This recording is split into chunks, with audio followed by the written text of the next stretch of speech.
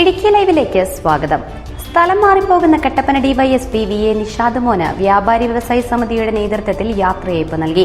ജില്ലാ സെക്രട്ടറി സാജൻ കുന്നേൽ യോഗം ഉദ്ഘാടനം ചെയ്തു. വാർത്ത കാണാം. ഇടുക്കി ലൈവ് വാർത്തകൾ നിങ്ങൾക്കായി അവതരിപ്പിക്കുന്നത് presented by Santa Monica study abroad. പഠിക്കാമിനി അതിരുകളില്ലാതെ. കട്ടപ്പന RMS സ്പൈസസ് ഓഡിറ്റോറിയത്തിൽ വെച്ചാണ് യാത്രയയപ്പ് സമ്മേളനം സംഘടിപ്പിച്ചത്. വ്യാപാരി വ്യവസായി സമിതി ജില്ലാ വൈസ് പ്രസിഡന്റ് മജീഷ് ജേക്കബ് അധ്യക്ഷനായിരുന്നു.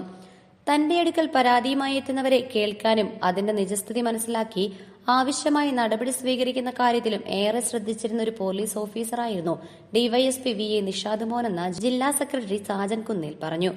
വളരെ കാര്യപ്രാപ്തിയോടുകൂടിയും ഇച്ഛാശക്തിയോടുകൂടിയും ലക്ഷ്യബോധത്തോടുകൂടിയും പ്രവർത്തിക്കുന്ന ഒരു പോലീസ് ഓഫീസറാണ് നിഷാദ് മോനെ ഡിവൈഎസ്പി എന്ന് പലരിൽ നിന്ന് എനിക്ക് കേട്ടിട്ടുണ്ട്. അപ്പം ഞാൻ ഇന്ന് രാവിലെ തീരുമാനിച്ചു, എന്തായാലും അദ്ദേഹം ഇവിടുന്ന് ട്രാൻസ്ഫറായി പോകുന്ന സമയത്തെങ്കിലും അദ്ദേഹത്തെ ഒന്ന് കണ്ട് ഒരു ആശംസ അറിയിക്കണം എന്നുള്ളത് കൊണ്ടാണ് കടന്നു പോകുന്നത്.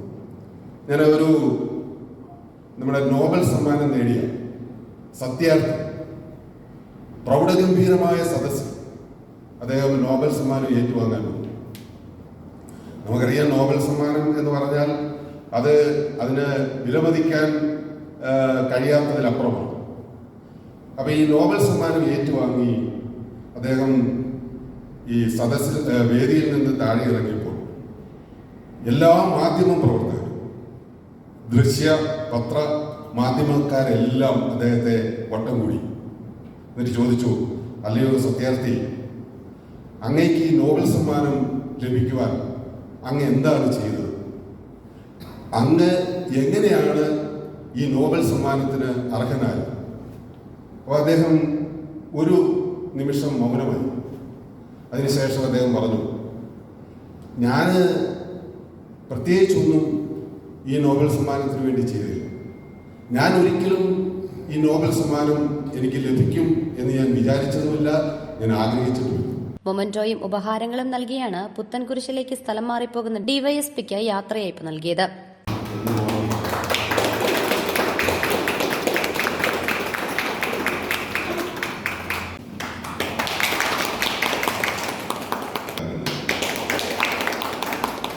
സംസ്ഥാന കമ്മിറ്റി അംഗം ജോസ് വർഗീസ് മുഖ്യപ്രഭാഷണം നടത്തി.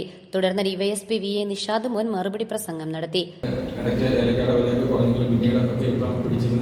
ഞാൻ ചെറിയ എൻ്റെ ക്വാർട്ടേഴ്സിലൊക്കെ ചെറിയ ഏതൊക്കെ വെച്ച് കൃഷിയൊക്കെ അത്യാവശ്യമൊക്കെ ചെയ്യുമായിരുന്നു.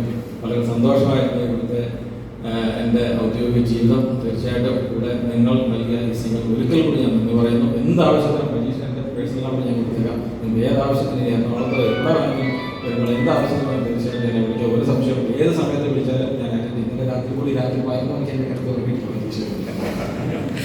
അപ്പോൾ എൻ്റെ തലയ്ക്ക് മാത്രമേ ഫോൺ കാണും, ഞാൻ അറ്റൻഡ് ചെയ്യാം. ആരാണെങ്കിലും ആ വിളിക്കുന്ന ആൾ ഏത് രാത്രി 2 മണിക്ക് വിളിച്ചാലും 3 മണിക്ക് അത്യാവശ്യക്കാരനായിരിക്കും എന്നെ സംബന്ധിച്ചോളം വിളിക്കുന്നത്. അപ്പം അത് അറ്റൻഡ് ചെയ്യും. പരമാവധി ഞാൻ എപ്പോഴും പറയാറുണ്ട്, പോലീസ് സ്റ്റേഷൻ എന്ന് പറഞ്ഞാൽ ഒരിക്കലും ഞങ്ങൾ അതിൻ്റെ ഡോർ ക്ലോസ് ചെയ്തിടാറില്ല. ഏത് സമയത്ത് ഓടിക്കയറി വന്നാലും ഏത് പാതിരാത്രിയിൽ പലരും വിചാരിക്കും എന്തിനല്ലാത്ത 2 മണിക്ക് പോലീസിനെ വിളിച്ച് ബുദ്ധിമുട്ടുന്നൊക്കെ വിചാരിക്കും. ഒരിക്കലും അങ്ങനെ ചിന്തിക്കുകയും ചെയ്തു. എന്താവശ്യത്തിനും നിങ്ങൾ എത്ര ഇരട്ടി എത്ര നേരം രാത്രി 2 മണിക്കോ 3 മണിക്കോ ഏത് സമയത്ത് വിളിച്ചാലും ഞങ്ങൾ ലൈവായിട്ടുണ്ടാവും. 24 മണിക്കൂർ നമ്മുടെ പോലീസിന്റെ സേവനം.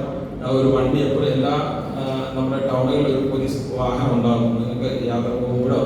Unit secretary Sinoj GS, Alvin Thomas, PJ Kunjumon, MR Ayyappankutty, PB Suresh Kumar തുടങ്ങിയവർ സംസാരിച്ചു. Idukki live news Kattappana. Idukki live വാർത്തകൾ നിങ്ങൾക്കായി അവതരിപ്പിച്ചത് presented by Santa Monica study abroad. പഠിക്കാമിനി അതിരുകളില്ലാതെ.